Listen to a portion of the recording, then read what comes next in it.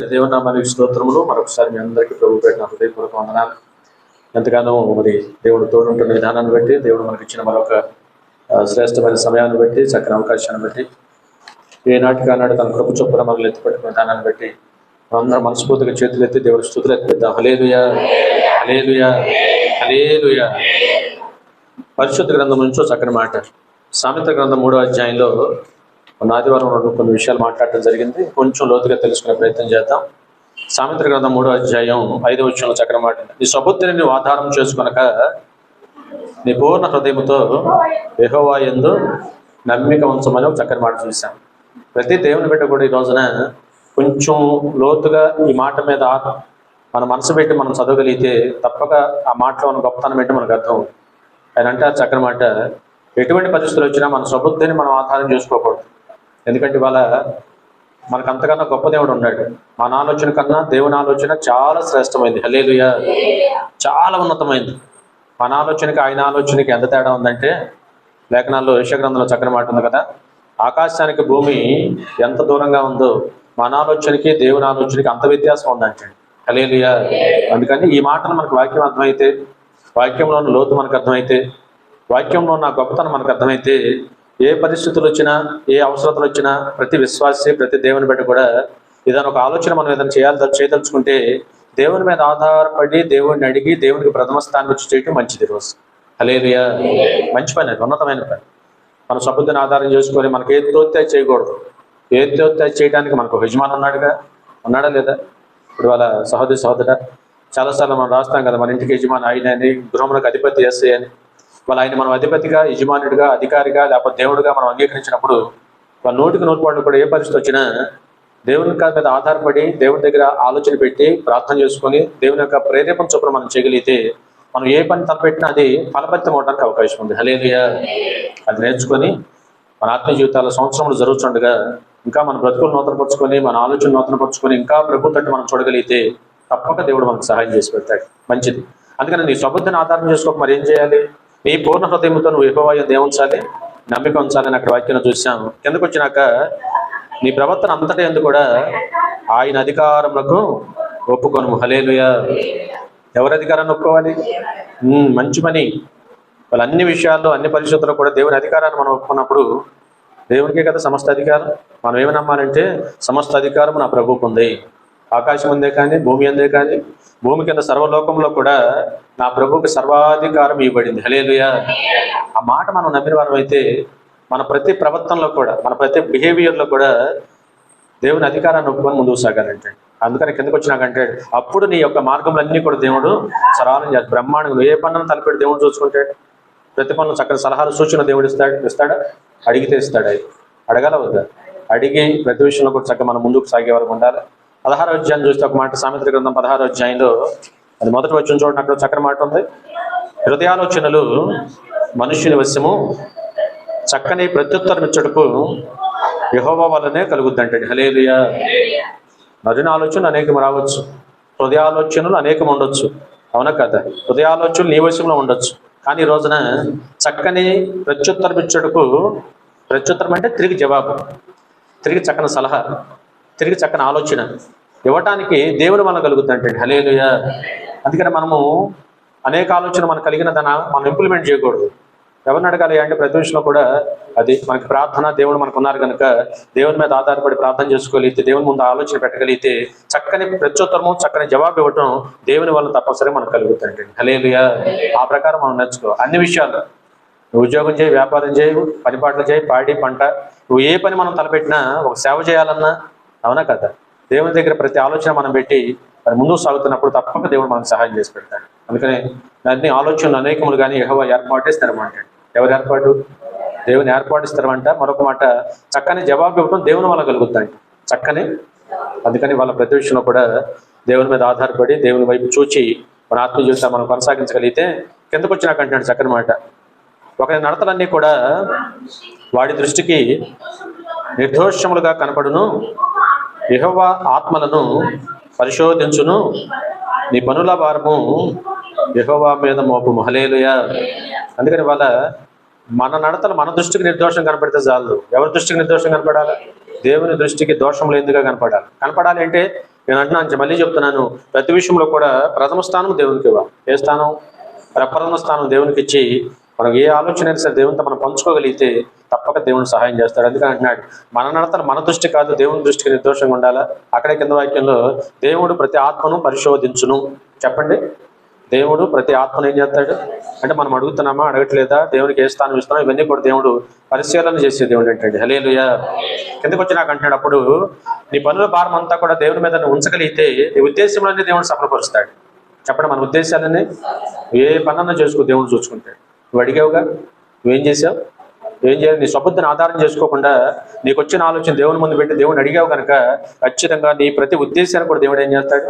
అందుకని కీర్తన 1వ అధ్యాయం ఉంది కదా, యెహోవా ధర్మశాస్త్రం నందు ఆనందించుచు దేవారాత్రులు దానిని ధ్యానించువాడు ధన్యుడు. ఆకువాడక తన కాలమందు ఫలమిచ్చు నీటి కాలువలో ఎవరైనా నాటబడిన వాడే ఉంటాడు. నీటి కాలువల ఎవరైనా నాటబడిన వాడే ఆకువాడక తన కాలమందు ఫలమిచ్చు చెట్టు వల్లే ఉంటాడు. అతను చేయనుదంతయు, చెప్పండి, అతడు చేయనుదంతయు సఫలమగును. హల్లెలూయా. వాడు ఏ పనన్నా చేయని సఫలం అయిపోదు. ఎందుకంటే వాడు దేవుని దగ్గరికి ఉన్నాడు, దేవుని వాక్యానికి దగ్గరగా ఉన్నాడు, వాక్యాన్ని బట్టి ఆనందించే వ్యక్తిగా ఉన్నాడు కనుక ఏ పని తలపెట్టినా కూడా సఫలం అయిపోవడానికి అవకాశం. అందుకని ఈ ఉదయకాల సమయంలో మరి వాక్యం మన అందరి జీవితాల్లో మనం ఏ పని చేసినా సఫలం అవ్వాలి అంటే మన స్వబుద్ధిని మనం ఆధారం చేసుకోకూడదు, దేవుని చిత్తానికి మనం లోబడాలి. అందుకే లేఖనాలు కొన్ని ఉదాహరణలు మనం చూసినప్పుడు మరి అట్లా ఆధారపడిన వారు చక్కని విజయాలు పొందుకున్నారు. గతంలో చెప్పాను, నోవా లాంటి వారు, దావీదు లాంటి వారు, అబ్రహాం లాంటి వారు, వీళ్ళంతా ఎందుకు భక్తులు అయ్యారు అంటే, ఎందుకు అయ్యారు భక్తులు? దేవుని మీద ఆధారపడ్డారు. వారు దేవుని ఆలోచన చొప్పున నడిచారు. ఎవరి ఆలోచన? దేవుని ఆలోచన చొప్పున నడిచి వారి సబుద్ధి ప్రకారం వారికి ఏది తోస్తే అది వెళ్ళిపోవాలి. దేవుడు ఏం చెప్తే అది చేశాడు. హల్లెలూయా. అబ్రహామును సమస్తాన్ని విడిచిపెట్టి బంధువుల ఇంటికాడి నుంచి, లేకపోతే సమస్తం ఇల్లు వాకిలి విడిచిపెట్టి వెళ్ళిపోమన్నప్పుడు లేఖనాల్లో చూసాం, దేవుని మీద నిరీక్షణకు ఆధారం లేని రోజు కూడా దేవుని మాటకి ఎక్కువ విలువ ఇచ్చాడు. సబుద్ధిని ఆధారం చేసుకుంటే ఏమనేవాడు? అయ్యా, ఉన్నది 6 ఎకరం పొలం, చుట్టాలు ఉన్నారు, పక్కాలు ఉన్నారు, ఇల్లు, సొంత ఇల్లు, ఏ ఇల్లు? సొంత ఇల్లు, బంధువులు, సొంత ఊరు, కాతో కొత్త 6 ఎకరం పొలం పుట్ర ఉంది. ఎప్పుడన్నా కష్టం వస్తే కాదన్న ముద్ద పెట్టేవాడు, తోటి బంధువు ముద్ద పెట్టేవాడు ఉన్నాడు. ఇక్కడ మరి రిటైర్మెంట్ తెలవట్లేదు, సమస్తాన్ని విడిచిపెట్టి మరి వెళ్ళిపోమని చెబుతున్నాను ఆయన, నా పరిస్థితి ఏంటని సబుద్ధిని ఆధారం చేసుకునేవాడు అయితే ఎన్ని అడిగేవాడు. నేను చెప్పిన అవునా కదా? సబుద్ధిని ఆధారం చేసుకోకుండా ఎవరి మాట మీద ఆధారపడ్డాడు? దేవుని మాట మీద ఆధారపడి దేవుని మాట మీద నమ్మకం. అందుకని అబ్రహాము దేవుడిని నమ్మాడంట, నమ్మిన నమ్మకమే అతనికి నీతిగా ఎంచబడింది. హల్లెలూయా. నమ్మటం అంటే అది. సబుద్ధిని ఆధారం చేసుకుంటే మనం 100 ప్రశ్నలు అడుగుతాం, సవాలచ్చు అడుగుతాం. వాళ్ళ లేఖనాలు మనం చెప్పాను కదా, ఆదివారం చూసాం. ఒక యవనస్తుడు ప్రభువైన యేసుక్రీస్తు వారి వద్దకు వచ్చి నిత్య జీవానికి వారసుని అవ్వాలంటే నేనేం చేయాలని అడిగాడు. నిత్య జీవానికి ఇలా కాదు, ఇలా చేసుకోమంటే, అలా అంటే, మళ్ళీ ఇలా ఏంటి, ఇలా ఏంటి, అలా ఏంటి అని రకరకాల ఎక్స్ప్రెషన్లు అడిగాడు. ఇప్పుడు దేవుడు చెప్పడానికి దేవుడి దగ్గరికి వచ్చి మనం అడిగామంటే ఆయన చెప్పింది విని ఆ ప్రకారం చేసేటట్టయితే దేవుడి దగ్గరికి వెళ్ళాలి. హల్లెలూయా. మరి ఆ ప్రకారం చేయని కాడికి మనకున్న ఆలోచనలన్నీ, మనకున్న ఇంకా అనుమానాలు వ్యక్తపరిచి ఇంకా అదేంటి ఇదేంటి అని అడుగుతా కూర్చుంటే ప్రభు చివరికో మాట్లాడాడు యవనస్తుడితో, నీ సమస్తాన్ని విడిచిపెట్టి రావయ్య, అయితే నన్ను వెంబడించి నేను చూసుకుంటా. మిక్కిలి వ్యసనపడి లోపలికి వెళ్ళిపోయాడంట యవనస్తుడు. మిక్కిలి కారణం ఏంటంటే, మిక్కిలి ధనవంతుడు కనుక దేవుడు చెప్పిన మాట లోతు అర్థం కాక వ్యసన పడుతూ లోకంలోకి వెళ్ళిపోయాడు. అందుకని ఈరోజు సహోదరుడా ఏమంటారు దాన్ని? సబుద్ధిని ఆధారం చేసుకున్నాడు యవనస్తుడైన ధనవంతుడు. వాళ్ళ అబ్రహాం లాంటి వారు అయితే సమస్తాన్ని విడిచిపెట్టి వెంబడించంటే వెంబడించాడు అంతే. హల్లెలూయా. అందుకనే వాళ్ళ అబ్రహాం అనేవాడు దేవుడిని నచ్చడానికి, వాళ్ళ అబ్రహాం విశ్వాసులకు తండ్రిగా పిలువబడడానికి, వాళ్ళ అబ్రహాము పరదేశంలో నెమ్మది పొందే స్థలంలో ఉండడానికి, సింహాసనం మీద చక్కగా కూర్చున్నాడు కదా, విలువైన స్థానంలో కూర్చోడానికి కారణం ఏంటంటే విశ్వాసం అనే దానికి సరైన నిర్వచనం చూపించాడు. విశ్వాసం అనే దానికి ఏం చూపించాడు? సరైన నిర్వచనం చూసి ఎక్కడ సబుద్ధిని ఆధారం చేసుకో దేవుడు ఏం చెప్తే చేయడానికి ఇష్టపడ్డాడు. హల్లెలూయా. బిడ్డలు లేక 100 సంవత్సరాల తర్వాత బిడ్డలు కలిగిన మరి రమారమ్య 100 సంవత్సరాల వయసులో బిడ్డలు కలగటం, 113వ సంవత్సరం సుమారుగా ఇస్సాకును తిరిగి నాకు బలిగా అర్పించమన్న రోజును కూడా ఎదురు మాట్లాడకుండా సబుద్ధిని ఆధారం చేసుకోకుండా దేవుని చిత్తానికి లోబడ్డాడు. సబుద్ధిని ఆధారం చేసుకుంటే ఏమనేవాడు? అయ్యా, లేక ఇచ్చావు ప్రభా, మళ్ళీ అడుగుతున్నావు అని అది ఇంకేదో. అవునా? మళ్ళీ పైగా వాక్యంలో చూసాం కదా, మరి బేరాలు ఆడుతా కూర్చోవాలి అక్కడే. ఇష్మాయిల్ని ఇమ్మంటావు, పెద్దోడు ఉండాడు కానీ చూడపోయావా ఎవరిని? దేవుడు అందుకని స్పష్టంగా మెన్షన్ చేసి చెప్పాడు, నీవు ప్రేమించుచున్న ఇస్సాకుని నాకు బలిగా అర్పించాలి. హల్లెలూయా. అందుకని సహోదరుడు నేను ఎందుకు చెప్తున్నా అంటే ఈ మాట ఈ రోజున, సబుద్ధిని ఆధారం చేసుకునేవారైతే అనేక రకాల యక్ష ప్రశ్నలు వేసేవారు. దేవుని చిత్తానికి లోబడ్డారు కనుక వాళ్ళ బ్రహ్మాండమైన ఆశీర్వాదాలు వాళ్ళ జీవితాలు పొందుకున్నారు. లేఖనాలు చూసాం, అబ్రహాం లాంటి వారు కూడా ఎదురు మాట్లాడకుండా తన కుమారుడు ఇవ్వడానికి బలిగా అర్పించడానికి వెళ్ళిపోయిన సందర్భంలో దేవుడిని తీసుకున్నాడా? బ్రహ్మాండం కార్యం చేసి ఇద్దరిని దీవించి, అబ్రహామును ఇస్సాకును కూడా బహుగా దీవించి ఆశీర్వదించి వారిని సంతోషంగా ఇంటికి పంపించాడు. హల్లెలూయా. మన దేవునికి సమస్తము సాధ్యం. అందుకని ఈనాటి మన జీవితాల్లో కూడా ఈ వాక్యాలు ఆధారం చేసుకొని మన ఆత్మీయ జీవితాలు మనం కొనసాగించే వారిగా ఉందాం. మొన్న చెప్పాను కదా కొన్ని విషయాలు అమ్మా. మరి హవ్వ లాంటి వారిని చూసినప్పుడు, ఆదాము అవలను చూసినప్పుడు మరి ఆ విధంగా సబుద్ధిని ఆధారం చేసుకొని సాతాను సర్పంలో దూరి, చెప్పండి ఏ పద్దాలు అడుగుతాం మా తెలియదా ఏంటి అన్నట్టు చూడమాకండి. అప్పుడు చెప్పండి, మీకు కూడా హుషారుగా ఉంటుంది. హల్లెలూయా చెప్తున్నారులే, మంచివాళ్ళు నా సంఘం. కాబట్టి సాతాను దేంట్లో దూరింది? సర్పంలో దూరి. సర్పంలో దూరడానికి మెయిన్ కారణం ఏంటంటే దాని కుయుక్తి ఎక్కువ అంట. సర్పానికి కుయుక్తి ఎక్కువ. అందుకనే సర్పమును సాతాను వాడుకొని సర్పములోకి సాతాను దూరి హవ్వముతో కబుర్లు పెట్టింది. హవ్వముతో కబుర్లు పెట్టి ఆ విధంగా ఆ మాట ఈ మాట చెప్పి చివరికి ఆ తినొద్దని దేవుడు చెప్పిన పండు కాడికి సమాచారం వెళ్ళిపోయి చివరికి ఆ విధంగా ఆ మాటలు ఈ మాట చెప్పేటప్పటికి వెంటనే హవ్వమ్మ గారు తన సబుద్ధిని ఆధారం చేసుకొని, ఇది దేవుని చిత్తమా కాదా అని ఆలోచన చేసుకోకుండా తన సబుద్ధిని ఆధారం చేసుకొని దేవుడు తినొద్దన్న పండు జోలికి వెళ్ళి తీసుకెళ్లి తన భర్త కూడా పెడితే ఆయన కూడా తినేసాడంటే. హల్లెలూయా. గమనించాలి సహోదరుడు, ఉదయకాల సమయంలో వాక్యం అంటే మనందరి జీవితాల్లో కూడా ఇక్కడ వాక్యం మనం వింటున్నాం, ఈ అనుభవం మనం ఉన్నామంటే ఈ రోజున దేవుడు ఒక మాట చెప్పాడు అంటే నేను మళ్ళీ చెప్తున్నాను, దేవుడు చెప్పింది నిజం. లోకంలో నిజంలా కనపడేది నిజం కాదు. మనం ఇప్పుడు కూటమి అయిపోయిన తర్వాత రోడ్డు మీద వెళ్తాం కదా, ఇప్పుడు చాలా చాట్ల వర్షపు మడుగులా కనపడతాయి. వర్షపు కనపడితే లేదా కార్లో వెళ్ళాడు, మీ అందరూ చూపిస్తాను తప్పనిసరిగా. చక్కగా ఎక్కడక్కడ మడుగులుగా నీటి మడుగులుగా కనపడతాయి. నిజంగా నీటి మడుగులు అవి దగ్గరికి వెళ్తే కాదవి. హల్లెలూయా. ఇందాక ఓ మాట మనం గమనించాలి, హవ్వతో సాతాను మాట్లాడుతూ సర్పం మాట్లాడుతుంది, నిజమా? ఏమంది? నిజమా? ఇది నిజమా అని తన ఆలోచన అంతా తన ముందు పెట్టింది. ఇవాళ హవ్వమ్మ గారు మనం చూసినప్పుడు దేవుడు చెప్పిన మాట అంత మటుకు పట్టుదల కలిగి ఉన్నప్పుడు కూడా సాతాను తనతో మాట్లాడిన తర్వాత ఇది నిజమేమో అనుకుంది.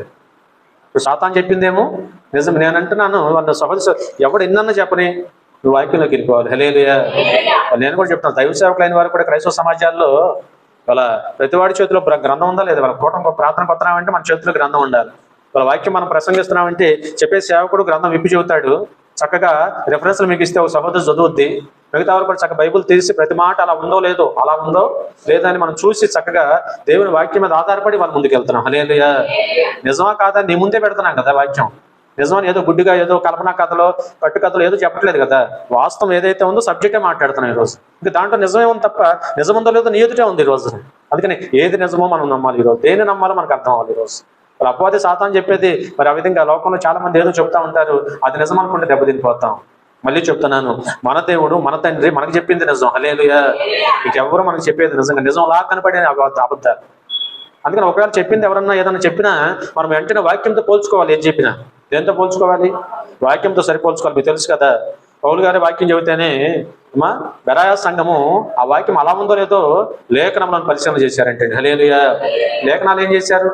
గుడ్డిగా నమ్మారా? ఎవరు నమ్మవసరం, నన్ను కూడా మీరు నమ్మవసరం.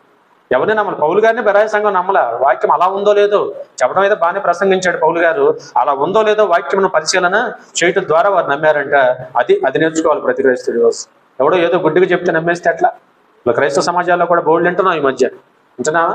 అమ్మో కొన్ని సాక్ష్యాలు. ఒక ఆవిడ సామాజిక మాధ్యమాలు తిరుగుతుంది కదా ఈ మధ్య సాక్ష్యం ఒకటి, మా లాయన కత్తిపెట్టి నరికేశాడంట, చెయ్యి ఊడిపోయిందంట, ఇంకేదోనంట. ఆ సాక్ష్యం అంజులు ఎట్ట పెడితే అట్ట వాడుకుంటున్నారు. అమ్మా ఈ మనం చెప్పే విషయము చెప్పేది వాస్తవానికి దగ్గరగా ఉండాలి. వాస్తవమై ఉండాలి. అసలు మొదటి వాస్తవం దగ్గరికి అతను చెప్పేది ముందు చెప్పేది వాస్తవమై ఉండాలి. అది ఎవరి సన్నిధిలో నిలబడి చెప్తున్నాం మనం? దేవుని సన్నిధిలో, దేవుని సముఖంలో, దేవుని బలిపీఠం మీద మరి బోధకుడు ప్రసంగిస్తున్నాడంటే కల్పనా కథ ఏదో మన కల్పించిన కథ ఏదో చెప్పకూడదు. మనం వాస్తవమైంది ఉండాలి. ఆ విధంగా ఆమె చెప్పే మాట, చేయి నరికేశాడు, తోట ఊడిపోయింది, నడు విరిగిపోయింది, 2 పార్ట్లు వేరైపోయినాయి అని చెప్తుంది. అసలు ఊహించడానికి వాళ్ళ 2 పార్ట్లు వేరైపోతే మళ్ళీ ఎటకలిచినాయి ఏంటిదంతా కూడా. ఇవాళ అటు తీసుకెళ్ళి అంజులైన వారు దాన్ని ఎలా వాడుతున్నారంటే జోక్గా వాడుతున్నారు. అందుకని సహోదరి మనం చెప్పే మాట ఏదైనా కూడా వాస్తవానికి దగ్గరగా, అన్యుడు కూడా దాంట్లో తప్పు ఎతకకుండా, ఒకవేళ ఏదైనా మాట్లాడినా కూడా వాడు కూడా దాంట్లో తప్పేమి దొరకని విధంగా మనం ప్రసంగాలు చేయాలి. హల్లెలూయా. మాట్లాడాలి. నువ్వు సాక్ష్యమే చెప్పు, ప్రసంగమే చేసుకో. మన జీవితాలు ఏది జరిగినా మన జీవితాలు. అందుకని వాళ్ళ బెరాయ సంఘం చక్కగా వాక్యం పరిశీలన చేశారు. సబుద్ధిని ఆధారం చేసుకోలేవారు. అందుకని ఇవాళ హవ్వం లాంటి వారు కాస్త ఆలోచన చేస్తే పోయేది చేయల. ఇవాళ ఏదైనా తోటలోంచి నెట్టివేయబడి సబుద్ధిని ఆధారం చేసుకుని వద్దన పని చేసి తన పని తిని మరి ఆ విధంగా తన భర్త ఆయన తక్కువ అంటే ఆయన అదే పని చేశారు. ఇద్దరు కూడా దేవుని యొక్క మహిమ నుంచి దూరం అయిపోయి ఏదైనా తోటలోంచి నెట్టివేయబడి ఆ మాదిరి తర్వాత మనం చూసాం కదా, చెమట వచ్చి మరి ఆ విధంగా కష్టపడి ఆహారం సంపాదించుకొని తినాల్సిన ప్రయాసలో వారు పడ్డారు. హల్లెలూయా. జాగ్రత్త సహోదరుడా. ఆదికాండం 11వ అధ్యాయం మనం చూసాం కదా, ఎత్తైన గోపురం కట్టాలనుకున్నారు. చెప్పండి, ఎత్తైన గోపురం కట్టాలనుకుంటే తప్పులేదు. ఇప్పుడు దేవుడు మనం ఏదైనా కట్టుకొని శుభ్రంగా ఉంటే దేవుడు చూడలేనివాడా? అట్ట ఆలోచించకూడదు వాక్యాన్ని, అవునా కదా? వాళ్ళు శుభ్రంగా దేవుడు చాలా సార్లు ఏం చెప్పాడు? చక్కగా మీరు దీవించబడాలి. ఆదికాండం మొట్టమొదటి అధ్యాయం 26, 27, 28 వచ్చినాలని చెప్పాడు లేదా? మీరు ఫలించాలి, మీరు అభివృద్ధి పొందాలి, మీరు విస్తరించబడాలి, మీరు అంతకంతకు వర్ధిల్లాలి, భూమిని నింపాలి, భూమిని లోపరుచుకోవాలి. ఇవన్నీ చెప్పాడంటే మన మీద ఎంత ప్రేమ ఉంది ఆయనకి. హల్లెలూయా. నరుణ్ణి ఎంత ప్రేమించాడు ఆయన.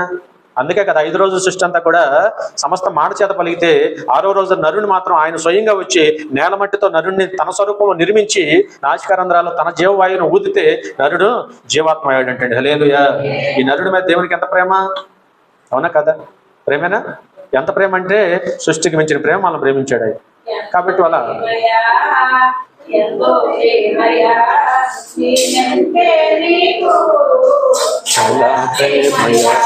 స్తోత్రం.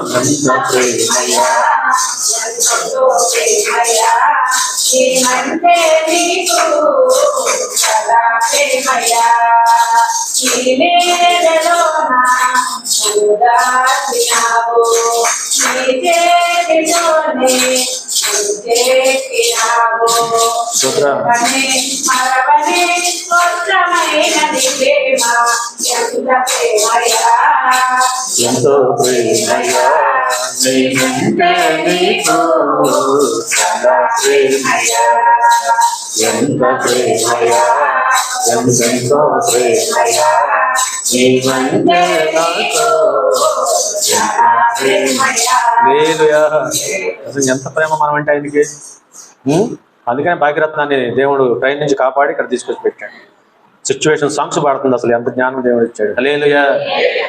ఆయన పని నిమిత్తాన్ని మనం ఆశ కలిగి ఉంటే దేవుడు వాడుకుంటాడు. పాట వేరు, పాడే పాటలో కూడా సిచ్యువేషన్ సాంగ్స్ అన్నమాట. కాబట్టి సహోదరుడా, ఎంతకన్నా ధన్యత ఏమన్నా మన జీవితాలు. కాబట్టి వాళ్ళ వాక్యం మన అందరి జీవితాల్లో కూడా దేవుడిని మహింపరిచే వారికి ఉండాలి. అందుకనే ఇవాళ సమస్త విషయాల్లో కూడా మన సబుద్ధిని ఆధారం చేసుకోవడం దేవుని చిత్తానికి లోబడాలి.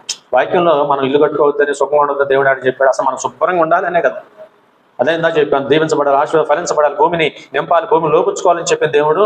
ఇర్మియా వాటిలోకి వెళ్తే ఇల్లు కట్టుకోండి, బిడ్డలను కనండి, చక్కగా కాపురాలు చేయండి, చక్కగా మీ ఇంట్లో మీరు నివాసం చేయండి అని ఇంత గొప్పగా చెప్పిన దేవుడు మనము ఇల్లు వాకిలు కట్టుకుంటే చూడలేని దేవుడుగా చూసే దేవుడు. సమస్తం కలుగు చేసింది ఆయన.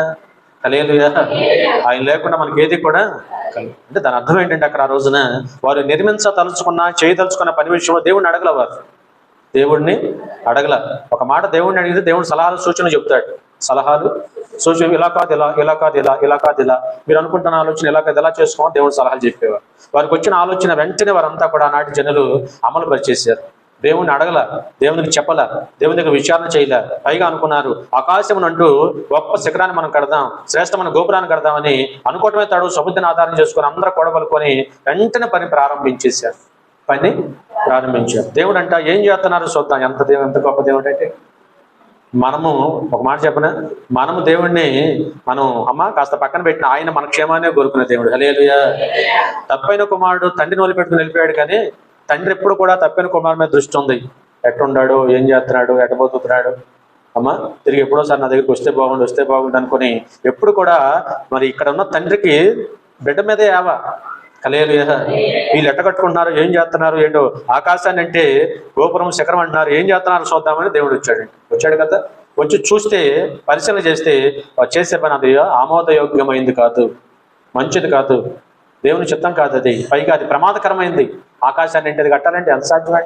అందుకని నేను మధ్య చెప్పాను, మొన్న కూడా చెప్పాను, ఇవాళ లోకంలో ఏదైనా మనం కట్టాలంటే ఇంజనీర్లు పర్మిషన్స్ ఆ కింద మట్టి లేకపోతే అక్కడ ఉన్న వాతావరణాన్ని బట్టి, అక్కడ ఉన్న నేల యొక్క స్వభావాన్ని బట్టి ఇవాళ పర్మిషన్స్ ఇచ్చి కట్టుకోవాలి ఈరోజు. అట్లాంటి వారు ఆకాశాన్ని అది కడదామంటే సముద్రాన్ని ఆధారం చేసుకోవడం కదా. అందుకని ఈ రోజు సహోదరుడా, దేవుడు ఏం చేశాడంటే ఇది ఇలా క్షేమం కాదని దేవుడు ఆలోచన చేసి ఒక మాట చెప్పనా, దేవుడు ఎప్పుడు కూడా మన క్షేమమే ఆలోచిస్తాడు. హల్లెలూయా. తన మాట వినకపోయినా మన క్షేమం ఆలోచిస్తాడు. మన మాట వినకపోయినా వీడు కూడా మాట వింటే బాగుండే అనుకుంటాం.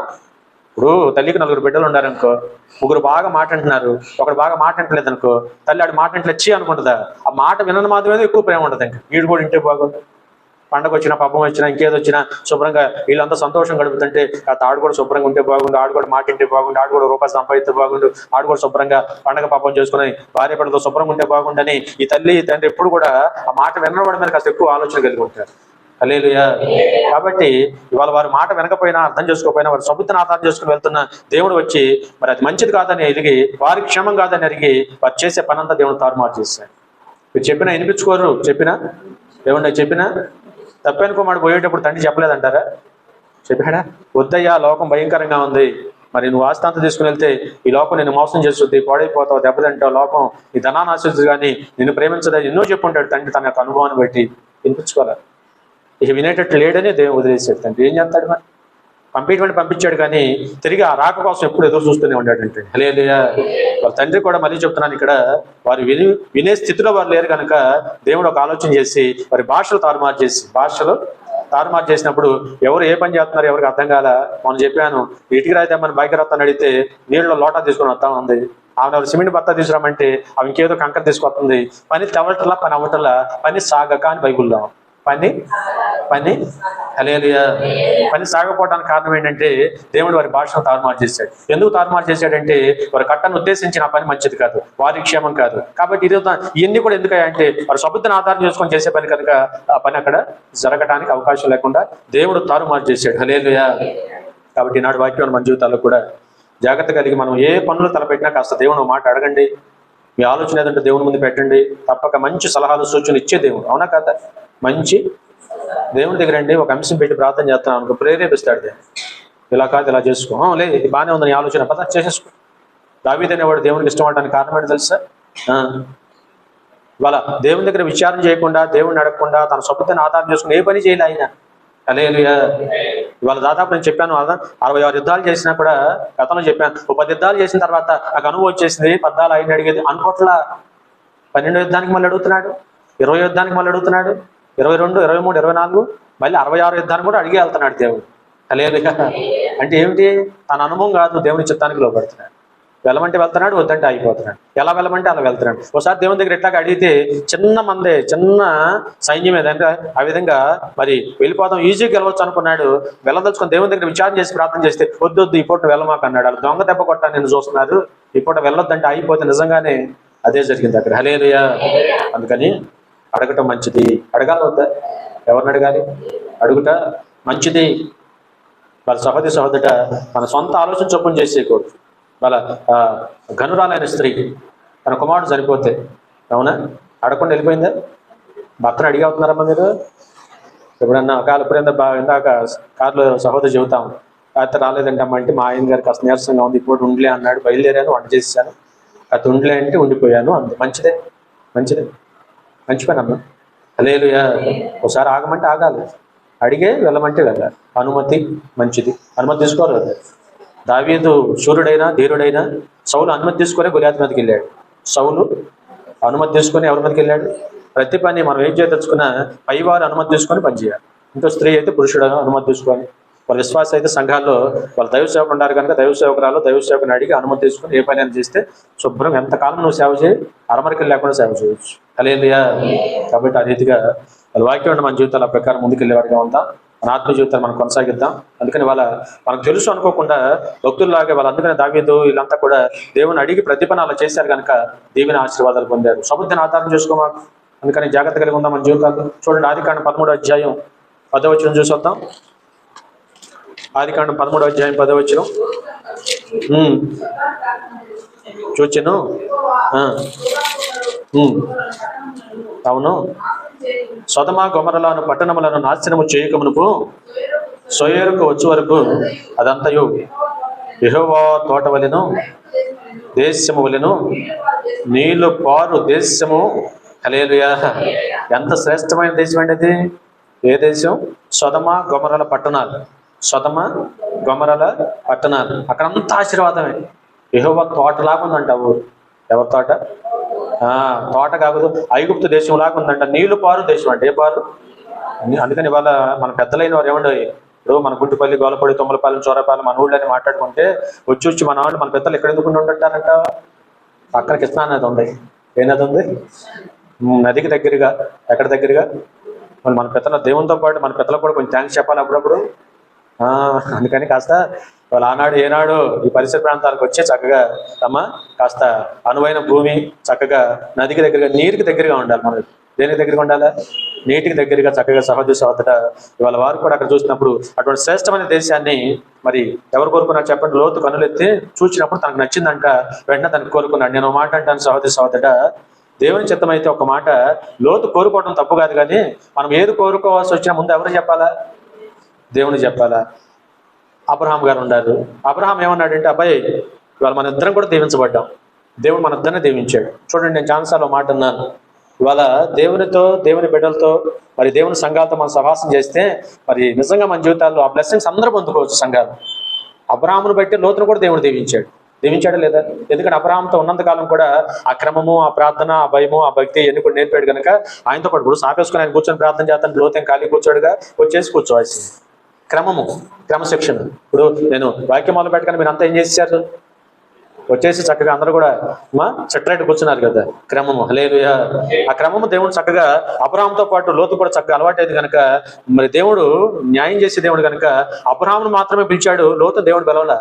లోతు ఇష్టపడి వచ్చాడు అబ్రహాం. మీకు తెలుసుగా వాక్యం, లోతును పిలిచాడా? పిలవలా. లోతే నేను కూడా వస్తానయ్యా అని అబ్రహాంతో వెంటబడి వచ్చాడు. పిల్లతండ్రి అవుతాడు, మనకు తెలుసు వాక్యం. హల్లెలూయా. ఆ విధంగా వెంటబడి వచ్చిన పరిస్థితుల్లో మనం చూసాం సహోదరి సహోదర. మరి అబ్రహాంతో పాటు ప్రార్థనలు అన్నింటిలో ఏకీపించాడు కనుక అబ్రహాంతో పాటు లోతును కూడా దేవుడు ఆశీర్వదించి దీవించాడు. హల్లెలూయా. మన దేవుడు న్యాయం చేసే దేవుడు అంటానికి ఎంతకన్నా ఆధారం ఏం కావాలి? కాబట్టి ఇద్దరు దీవించబడిన తర్వాత పొలాలలో మందల కాపుల దగ్గర గొడవలు వస్తున్న సంగతి అబ్రహాం తెలిసి, గొడవలు అంటే ఇష్టం లేని అబ్రహాము ఏమంటే ఇష్టం లేదు చెప్పండి? ఎప్పటి గొడవలు అంటే క్రైస్తవుడు ఎలా ఉండాలి ఈ రోజున? ఎక్కడ అమ్మో ఎక్కడ గొడవ అయిపోద్దని జాగ్రత్త భయం ఉండాలి. ఇంట్లో కానీ భార్యాభర్తల మధ్య అమ్మో ఎక్కడ గొడవ అవద్దు అన్న భయం ఉండాలి, కానీ ఎప్పుడు గొడవ పెట్టుకుందాం అన్నట్టు ఉండకూడదు. ఎప్పుడు కొంతమంది ఇటువంటి వాళ్ళు ఉన్నారు కదా, ఎప్పుడు గొడవ పెట్టుకుందామని ఎదురు చూసే బ్యాచ్ ఉంటాయి. అమ్మో ఎక్కడ గొడవలు అయిపోతాయో అని జాగ్రత్త పడేవాళ్ళు ఉంటారు. వాళ్ళ అబ్రహాము అమ్మో ఎక్కడ గొడవలు అవుతాయో, ఆ మందల కాపర్ల మధ్య వచ్చిన సమస్య లేకపోతే నాకు ఆ తమ్ముడు వరుస అయిన ఇద్దరికి వస్తుందేమో, మనకి జీవితకాలం ఈ ప్రేమ మన మధ్య ఉండాలి వద్దని పిలిచి ఒక రోజున వాళ్ళు చాలా బహుగా మనం దీవించబడ్డాం కనుక, అబ్బాయి ముందు నువ్వు కోరుకుని వేటలతో వాటి వెళ్ళు, నీకు విరుద్ధంగా ఇంకో తీసుకుని నేను వెళ్ళిపోతానని మరి చక్కగా అబ్రహాము చాలా మంచి అనుభూతితో చెప్పాడు. హల్లెలూయా. నేను ఒక మాట అంటాను సహోదరి సహోదర, కోరుకోవలసిన అవకాశము లోతుకి అబ్రహాం ఇచ్చినప్పుడు లోతు ఎంతసేపు లోక సంబంధమైన ఆశీర్వాదం వైపు చూశాడు, కానీ అక్కడ మనుషుల ప్రవర్తన ఏంటి, మనుషుల ఆలోచన ఏంటి, మనుషుల స్వభావం ఏంటి, అక్కడికి వెళ్తే దైవ చిత్తం దేవుని కృప ఉందా అని ఆలోచన చేయలేకపోయాడు. లోక సంబంధమైన ఆశీర్వాదం ఒకటే చాలదు మనకి. అవునా? ఇవాళ మనందరి జీవితాల్లో దేవుడు అన్ని రకాలు మనం దీవించాడు. అవునా కదా? ఆ దేవుల్లో మనం పడిపోకుండా ముందు ఎవరితో సహవాసం ఉండాలంటే దేవుని సహవాసం, దేవుని సంఘ సహవాసం మనకి పుష్కలంగా ఉండేలా చూసుకోవాలి. హల్లెలూయా. ఈ లోక సంబంధమైన ఆశీర్వాదం కాస్త తక్కువైనా, నేను చాలాసార్లు మీతో అన్నాను, ₹1 లోకం కన్నా మనం తక్కువ సంపాదించినా ఏం పర్వాలా, అంతకన్నా ఆత్మ సంబంధమైన ఆశీర్వాదము, దీవెన, మేలు మనం పొందుకుంటున్నాం ఈ రోజున. హల్లెలూయా. అవునా కదా? లోకం ఉరుకులు పెడతా ఉంది సంపాదన, మంచిదే, ఎవరు తిప్పలాలు బండి మనకు అనవసరం. మనమైతే వాళ్ళు కాస్త భయం కలిగి, భక్తి కలిగి, కాస్త మరి దైవ ధ్యానం కలిగి రూపాయి ఆ తక్కువ సంపాదన పట్ల దేవుని కొరకు మనం ప్రయాసపడగలిగితే దేవుని ఆశీర్వాదం పొందుకోవడానికి అవకాశం. లోక సంబంధంగా ఆ ఆశీర్వాదం చూశాడు తప్ప మరి ఆ విధంగా దేవుని చిత్తమో లేదో తెలుసుకోలేకపోయాడు. ఒక మాట మరి కోరుకోమని లోతు అబ్రహాం చెప్పాడు కదా. చెప్పినప్పుడు లోతు ఏమనాలంటే, అన్నయ్య ప్రార్థన చేయి, కూర్చో, సాపేసుకొని కూర్చొని ప్రార్థన చేద్దాం, దేవుని చిత్తం ఎటు పంపించు, లేకపోతే నువ్వు నీకు తెలుసు కదా, అనుభవం ఉంది కదా, నీకు ప్రార్థనప్పుడు నీకు అనుభవం ఉంది కనుక నువ్వు దేవుని చిత్తం అయితే ఎటు వెళ్ళమంటే అటు వెళ్తా అని పెద్దోడి మీద పెడితే పోయేది. దేవుడు అంట ఎప్పుడన్నా ఆశీర్వాదం కావాలంటే అది అక్కడ తీసుకోమంటాడు అంట. గబ్బగబ్బ నన్ను కావాలి తీసుకోమన్నారని మనం తీసేసుకున్నాం అనుకో, ఇంతే వచ్చుద్ది. వద్దయ్యా భలేవాడు, నేను తీసుకోవటం ఏంటి, మీ చేతితో మీరు పెట్టండి అంటే ఇంత పెడతాడు ఆయన. ఆయన చేయి పెద్దది, ఎవరు చేయి? హల్లెలూయా. అందుకని తొందరపడకూడదు. అవునా కదా? ఇప్పుడు చక్కగా పరిచయం చేసేవాళ్ళు కూడా అందుకే అనుకుంటా, తర్వాత కాదుగా, వదిలే మళ్ళీ వెళ్తే టాపిక్ మారిపోదు. హల్లెలూయా. కాబట్టి అందుకని మనం గమనిస్తే ఆలోచన చేస్తే ఆ నిర్ణయం తీసుకోవాల్సిన సందర్భంలో నిజంగా లోతు తన అబ్రహాం మీద లేకపోతే దేవుని మీద పెట్టేస్తే ఇంకో రకంగా ఉండేది తన జీవితం. అబ్రహాం కూడా సొదొమ గొమొర్రా పట్టణం అనుకుంటున్నావా, సరే దాని గురించి నేను విచారణ చేస్తాను, అక్కడ ఎలా ఉందో స్థితిగతులని విచారణ చేసి అక్కడ మనుషుల పరిస్థితులు ఏంటి తెలుసుకొని, అబ్బాయి అక్కడ పాపం బహు విస్తారంగా ఉందంటే వద్దులే అని చెప్పేసేవాడు ముందు. హల్లెలూయా. కానీ తనకు ఆలోచన రావటం ఆలస్యం. తన సొంత ఇందాక చెప్పాను కదా, సొబుద్ధిని ఆధారం చేసుకొని తీర్మానం చేసుకొని అర్జెంటుగా మూటములు చదువుకొని సొదమ గొమొర్రా పట్టణానికి వెళ్ళిపోయాడు. ఎవరు? లోతు. కాబట్టి ఇవనేమో దైవ చిత్త ప్రకారంగా ప్రార్థన చేసుకొని దేవుడు నడిపింపు మేరకు అబ్రహాం మరొక దిక్కు వెళ్ళిపోయాడు లేఖనాలు చూసి. లోతు అక్కడ వెళ్ళిపోయిన తర్వాత సమస్తం నష్టపోయాడు. తెలుసు కదా ఏముంది అక్కడ?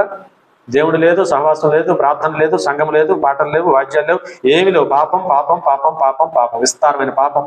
అవునా కదా? ఎంత పాపం అంటే దేవుని కోపం తెప్పించేంత పాపం. దేవుడే ఆ శ్రేష్టమైన యెహోవా తోట వల్లే ఉండవలసిన శ్రేష్టమైన నీరు పారే శ్రేష్టమైన ఆ దేశమును దేవుడే స్వయంగా నాశనం చేస్తున్న కోపం తెచ్చిపెట్టారు అక్కడ ప్రజలు. ఇప్పుడు ఎలా ఉందో తెలుసా సొదొమ గొమొర్రా పట్టణాలు? మొన్న ఈ మధ్య చెప్పాను కదా, వీడియోలో చూసుకోండి యూట్యూబ్లో. ఇప్పుడు కూడా పచ్చని ఇదిగో ఇంత ఆకు మొలవట్లే అక్కడ. ఇప్పటికి కూడా ఇంత ఆకు అక్కడ మన దాదాపు ఇప్పటికి 6000 సంవత్సరాలు ఏమైపోతుంది నాకు తెలిసి అబ్రహాం కాలం అంటే. ఇంత ఆకు మొలవట్లే ఈనాటి వరకు. కారణం ఏంటి తెలుసా? దేవుడు అగ్నిగంధంలో చేత తగలబెట్టాడు ఆ పట్టణాన్ని. ఎలా ఉండేది ఒకప్పుడు? యెహోవా తోట వలెను, ఎలా ఉంది? యెహోవా తోట వలెను నీరు బారు దేశమై ఉందండి. హల్లెలూయా. అక్కడ శ్రేష్టమైన దేశం. అక్కడ మనుషుల పాపములను బట్టి మొత్తం సమూల నాశనం అయిపోయింది. సహోదరుడా, ఆ సమూల నాశనంలో లోతు ఆస్తులు వాళ్ళ దేవుడిచ్చిన ఆశీర్వాదంతో బాగుంటున్నాడు. కట్టుబట్టలతో మరి ఏమంటారు, గుప్పిట్లో ప్రాణాలు పెట్టుకొని బయటికి రావాల్సి వచ్చింది. మీకు తెలుసు కదా వాక్యం. గుప్పిట్లో ఏం పెట్టుకొని ప్రాణాలు పెట్టుకొని చివరికి అది కూడా అబ్రహాం ప్రార్థన బట్టి అబ్రహాం మొరపెట్టుకున్నాడు, అయ్యా సొదొమ గొమొర్రా పట్టణం నాశనం చేయటం ఏంటి? అది శ్రేష్టమైన చక్కని పట్టణం, దాన్ని నాశనం చేయటం ఏంటంటే దేవుడు చెప్పాడు విస్తారమైన పాపం ఉంది అక్కడ, నాశనం చేయకపోతే నా నిర్ణయం మారదు. అక్కడి నుంచి మీకు తెలుసు కదా బేరం 50, 45, 40, 35, 30 చివరికి 5 నీతిమంతులు ఉంటే ఆ పట్టణాన్ని కాపాడమని అబ్రహాం అడగటం చూద్దామని. మరి ఆ విధంగా నువ్వు వెళ్ళి ఆలస్యం మీద పడుకోమని దేవుడు చెప్పటం. తీరా చూస్తే 5 కూడా దొరకలా. 5 కూడా లేదు. చివరికి ఎంతమంది? 4 దేవుని దూత అబ్రహాం లోతు భార్య లోతు పిల్లలను బయటికి తీసుకొస్తే చివరికి ఒక ఆమె వెనక తిరిగి చూసి ఆమె పుస్తకం అయిపోతే లోతు భార్య, చివరికి మిగిలింది 3. హల్లెలూయా. తెల్లారి పొద్దున్నే అబ్రహాం నిద్రలేసి చూస్తే పోగొస్తుంది. ఏమొస్తుంది? ఇది పోతా వాక్యం. పొద్దున్నే నిద్రలేసి చూడంగానే సొదొమ గొమొర్రా పట్టణం నుంచి ఒక పైకి లేస్తుంటే అబ్రహాం మనసులో అనుకున్నాడు, దేవుని కోపాగ్ని అతని మీదకి వచ్చి ఆ పట్టణాలు సమూలముగా నాశనం అయిపోయింది. హల్లెలూయా. కాబట్టి జాగ్రత్త కలిగి మెలకు కలిగి ఉందాం. మన సొబుద్ధిని ఆధారం చేసుకుంటే నష్టపోతాం.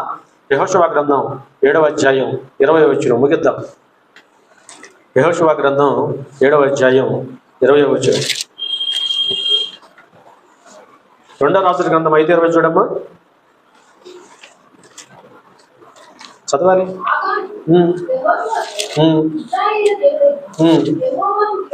విరోధముగా చేసినని చేసిన మాట మీకు తెలుసు. యెహోషువ గ్రంథంలో ఆకాన్ అనే వ్యక్తి ఒక చోట యుద్ధానికి దేవుడు పంపించినప్పుడు ఆ సొత్తు అయితే అంటుకోవద్దని దేవుడు కరాఖండికి చెప్పిన ఆకాను చేసిన పని ఏం చేశాడు చెప్పండి? దేవుని మాటకు లోబడక సబుద్ధిని ఆధారం చేసుకొని, అవునా, ఆ విధంగా మరి అక్కడ పై వస్త్రాలను లేకపోతే ఉషియానారు పై వస్త్రము లేకపోతే బంగారము వెండి అవన్నీ కూడా తెచ్చాడు. దోపుడు సొమ్ము తెచ్చి వద్దు అన్న పని చేశాడు. హల్లెలూయా. చెప్పండి, వద్దు అన్న పని చేశాడు. లేఖనాల్లో ఎవరు అడిగారు అదేంటండి మరి అక్కడ వాక్యం మీరు చదువుకుంటే అర్థమవుద్ది. ఆకాను యెహోషువ అడిగినప్పుడు తర్వాత మొదట జానసేపు చెప్పలేదు, కానీ దేవుడు చెప్పాడు ఖచ్చితంగా మీలో ఒకడు ఆ పని చేశాడని చెప్పినప్పుడు మొత్తాన్ని విచారణ చేసి ఆ విధంగా వెతుకులాడితే ఆకాను దొరికాడు. వచ్చిన తర్వాత యెహోషువ ఎదుట నిలబెట్టి యెహోషువ ఎదుట ఇజ్రాయిల్ అందరూ కూడా తీసుకొచ్చి యెహోషువ ఎదుట ఆకాను నిలబెట్టిన తర్వాత అప్పుడు జరిగిన సంగతి అంతా చెప్పాడు. చాలా మంది ఎవరు అడిగారు ఈ మధ్య, అంజులైన వారు క్వశ్చన్లు వేస్తా అడిగారు, ఆకాను తప్పు ఒప్పుకొని నిజం చెప్పినా రాళ్లతో ఎందుకు కొట్టి చంపారు? దావీదు తప్పు చేశాడు, దావీదు ఒప్పుకుంటే క్షమించిన దేవుడు అంటే మనిషికి ఒక నీతి, మనిషికి ఒక ఏమంటారు తీర్పు తీరుస్తాడా మీ దేవుడు అని ఎవరు అంజులు అడిగితే దైవ సేవకులు దాన్ని చెప్పిన మాట ఏంటంటే, నువ్వు చెప్పిన మాట అక్కడ బాగానే కనపడుతుంది, నిజమని ఒప్పుకున్నాడు ఆకాను కూడా, నిజమే. కాబట్టి దాంట్లో కారణాలు ఏంటంటే, ఒకటి మరి ఆ విధంగా తను తప్పు చేసి కూడా మొదట చెప్పకపోవడం ఒకటి, తర్వాత అన్నిటికన్నా ముఖ్యమైన కారణం ఏంటంటే తర్వాత యుద్ధంలోకి మీరు వెళ్ళినప్పుడు చాలా మంది సైనికులను కోల్పోవలసి వచ్చింది. చాలా మంది. మనం చేసే తప్పుల్లో 2 రకాలు. ఒకటి, మనం చేసే తప్పు మన వరకే, అది మనమే జవాబు చెప్తే సరిపోదు. మనం చేసే తప్పును బట్టి మన సమాజానికి వస్తుంది దెబ్బ. ఆకాను చేసిన తప్పును బట్టి ఇజ్రాయిల్లో చాలా మంది సైనికులు చచ్చిపోయారు. చాలా మంది సైనికులు చంపబడ్డారు. సైనికులు అనేక మంది చనిపోవడానికి కారణమయ్యాడు ఆకాను. ఓ పక్కన అనేక మంది చనిపోతున్నా ఇది నా వలన కలిగింది, దేవుని కోపాగ్ని మన మీదకి వచ్చింది అని ఓ పక్కన సైనికులు చనిపోతున్నా ఆ సంగతి చెప్పాలి. తోటోడి పైన పెట్టపోతే నాకెందుకు అనుకున్నాడు. మీకు అర్థమైందా? దావీదు చేసిన తప్పు వేరు, దావీదు కూడా దేవుని ఎదుట మరి అడిగిందా చెప్పాలి ఆయన కూడా. తర్వాత నాతాను ప్రవక్తను పంపితే చెప్పి ఒప్పుకున్నాడు. అది వ్యక్తిగతమైన తప్పు. పశ్చాత్తాపడ్డాడు, ఏడ్చాడు, దుఃఖపడ్డాడు, దానికోసం ఎంతో ఏడిస్తే తర్వాత దేవుడు క్షమించాడు. మీకు తెలుసు దాని విషయాలు. కానీ ఇక్కడ ఆకాను చేసిన పని మరి ఆ విధంగా సహోదరుడా అనేక మంది యుద్ధానికి వెళ్ళి చనిపోతున్న ఆ సంగతి బయటికి చెప్పాల. చాలా మంది భార్య బిడ్డలకి, చాలా మంది ఏమంటారు, భార్యలకు తమ భర్తను దూరం చేశాడు, పిల్లలకు తమ తండ్రిని దూరం చేశాడు. అందుకని ఈ రోజున ఇజ్రాయెల్ సమాజం వారందరూ ఆ మాటలని చెప్పిన తర్వాత యెహోషువ కూడా చంపమని ఆజ్ఞవల, చెప్పండి నాయకుడే యెహోషువ, యెహోషువ చంపమని ఆజ్ఞవల, చంపేయండి దొరికాడు అంటలా. ఒకటే అన్నాడు, మాకు చాలా బాధ కలుగు చేశాం, మా సమాజంలో చాలా మందికి బాధ కలుగు చేశాం, అనేక మంది మరి సైనికులు చనిపోయి వారి భార్య బిడ్డలు పుడికి ఏడుస్తూ ఉంటారు, మరి జరిగిన మమ్మల్ని బాధపరిచావు కనుక దేవుడే నిన్ను బాధపరుస్తాడని ఊరుకున్నాడు. మీకు అర్థమవుతున్న వాక్యం కిందకు వచ్చినా చదువుకోండి. దేవుడే నిన్ను, అప్పుడు యెహోషువ నీవేళ మమ్మల్ని బాధపరిచితివి, నేడు యెహోవానే నిన్ను బాధపరచుననగా ఇజ్రాయేలు అందరూ వానిని.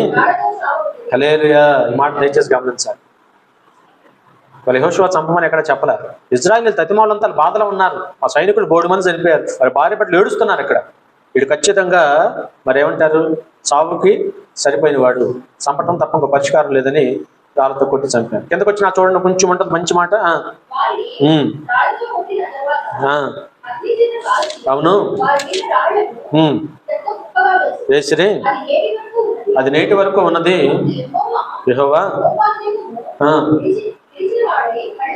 యెహోవా అక్కడ చూడండి, యెహోవా కూడా తన కోపాగ్నిని విడిచిన వాడే అక్కడి నుంచి మల్లుకున్నాడని ఒక మాట ఉంది. హల్లెలూయా.